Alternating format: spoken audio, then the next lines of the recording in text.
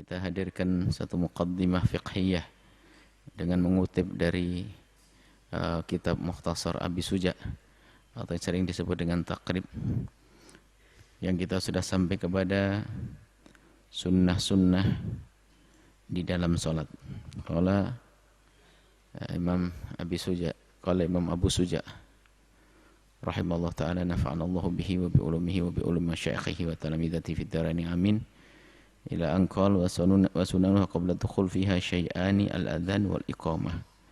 Sunnah sebelum salat, ada sunnah saat salat, ada sunnah setelah salat. Sunnah sebelum salat sudah kita bahas pada pertemuan yang lalu, yaitu adzan dan iqamah. Akan tapi kita tidak akan pindah lagi ke pembahasan selanjutnya. Kita ingin sedikit menjelaskan tentang adzan agar lebih detail, karena ini adalah yang juga amalan yang setiap saat kita saksikan agar semakin sempurna. Adzan itu sunnah. Adzan disunnahkan sebelum sholat fardu, baik itu sholat qadha atau sholat ada. Kalau kita mengqadha sholat fardu tetap disunnahkan adzan. Baik kita sholat sendiri atau sholat berjamaah, tetap disunahkan adzan. Maka mungkin ada di antara kita tertinggal dari sholat berjamaah, atau mungkin karena satu hal tidak pergi ke masjid untuk melakukan sholat berjamaah, karena uzur mungkin. Maka biarpun kita tidak berjamaah dan sholat di tempat yang sunyi, maka disunnahkan kita adzan. Disunnahkan adzan, baik sendiri atau jamaah, sholat ada atau sholat qadha. Baik. Kemudian juga yang perlu diperhatikan bahwa untuk tukang adzan, jika tukang adzan itu digaji, ada tukang adzan ada dua model. Yang pertama tukang adzan yang gratis, yang kedua adalah tukang adzan yang sukarela. Jika tukang adzan itu yang gratis dan yang pakai bayar, sukarela gratis. Pertama tukang adzan yang dia dibayar. Yang kedua adalah sukarela atau gratis. Jika tukang adzan itu digaji, maka dia wajib untuk muraqabah waqt, untuk memperhatikan kapan waktu salat itu masuk. Kehalalan gajinya di sini, karena dia digaji untuk memperhatikan waktu, kemudian dikumandangkan adzan. Ini adalah tukang adzannya. Kalau ternyata dia tidak memperhatikan waktu, maka haram, gajinya haram. Kemudian setelah seorang tukang adzan ini, lah kalau tukang adzan itu yang sukarela, enggak, gratis dia jadi tukang adzan, maka dia adzannya terlambat sedikit pun tidak ada masalah.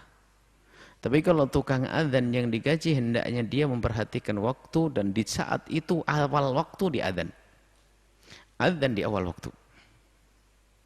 Dan kami himbau kepada siapapun, hendaknya adzan itu tetap di awal waktu, karena adzan itu tidak hanya untuk orang yang datang di dalam masjid, kadang dinanti-nanti oleh orang yang ada di luar.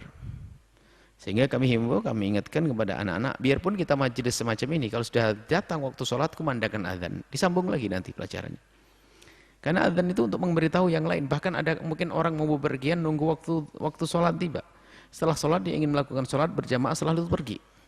Maka jangan sampai ada di antara kita menunda adzan dari awal waktu. Kemudian jika kita sudah menunda dari awal waktu, maka tidak sunahkan lagi diangkat di menara. Karena nanti malah bikin pusing orang. Sudah 2 jam setelah masuk waktu sholat, misalnya asar jam 3, zuhur jam 12, taunya orang adzannya jam 2:30, kan mikir sholatnya di masjid 2:30 atau jam 2 lah, sholat zuhur, tiba-tiba langsung adzan di mikrofon. Orang pada bingung, dipikir sudah masuk waktu asar. Seperti itu. Jadi kemudian juga perhatikan, ini ada nanti bagi yang menghendaki saudara-saudari yang ingin mendapatkan, ini ada catatan tentang adzan, bisa diambil di media Al-Bahjah, bisa di-download dan sebagainya. Ini adalah sekelumit tentang adzan. Kemudian juga ada beberapa hal yang harus kita syaratnya tukang adzannya, dia adalah harus seorang muslim, kemudian dia tamyiz, kemudian dia seorang laki-laki, tertib. Dan adzan sunnah hanya bagi kaum pria saja, wanita tidak disunnahkan untuk adzan.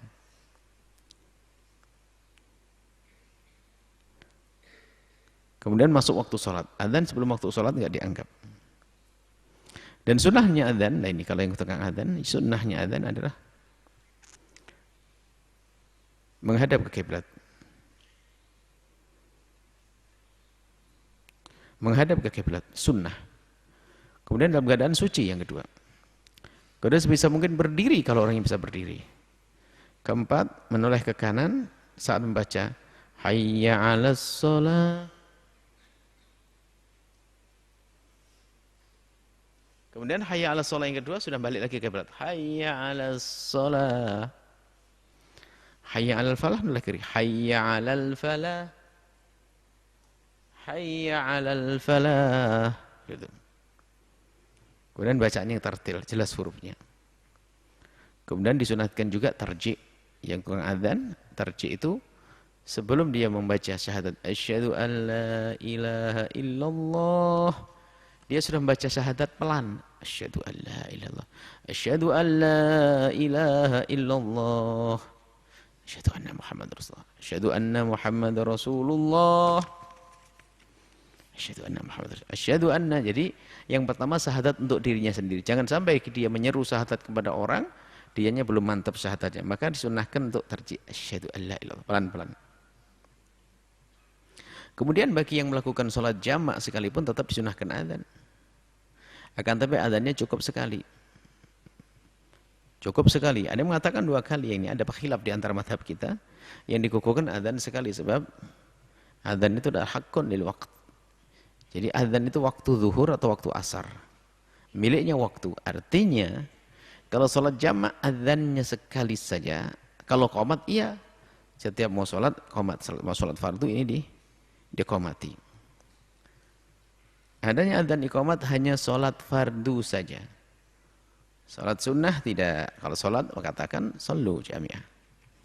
Jadi yang ada adzan dan iqamat itu hanya sholat apa? Untuk sholat fardu saja. Kemudian ada catatan ringkas nanti insya Allah.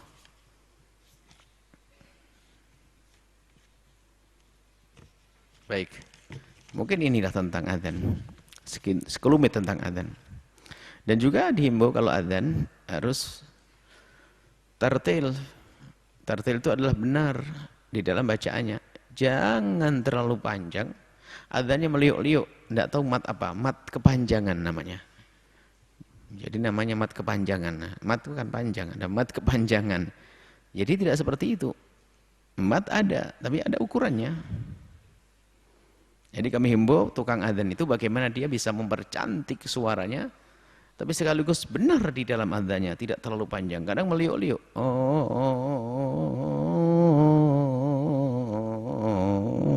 Apalagi itu sampai setengah jam adzan. Karena itu kan hasil lomba itu, bukan karena ilmu. Lomba adzan suaranya bagus, langsung jadi tukang adzan. Ada ilmunya. Maka kami ingin mengadakan pelatihan namanya fikih berjamaah. Di dalamnya adalah bagaimana sholat berjamaah yang benar, termasuk di dalamnya adalah adzan dan iqamat. Baik, kita lanjutkan kepada kitab Abi Suja, Mukhtasar Abi Suja. Wa ba'da dukhuli fiha syai'ani. Tadi sunnah sebelum masuk sholat, adzan dan iqamah. Ada sunnah setelah